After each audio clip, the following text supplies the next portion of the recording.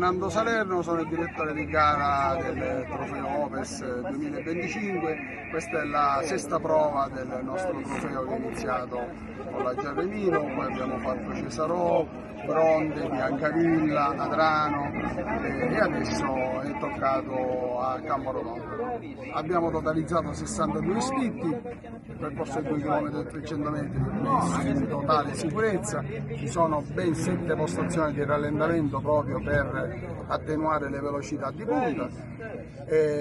Abbiamo 2 belle ambulanze di rianimazione, il nostro medico rianimatore, il servizio di incendio, il posto incidente, abbiamo tutto. E senta, questo sport lei diceva che era educare i giovani alla guida, non è un po' un controsenso vedendo le velocità che hanno queste auto? Non ci sono grosse velocità, non ci sono grandi velocità, qui non si supera la media di 80 km/h, comunque le macchine sono allestite insomma per, non si sa mai, un urto una cosa, sono i piloti in sicurezza, meglio queste che le gare abusive, perché queste almeno sono controllate, disciplinate, assicurate, le gare abusive sappiamo cosa c'è intorno.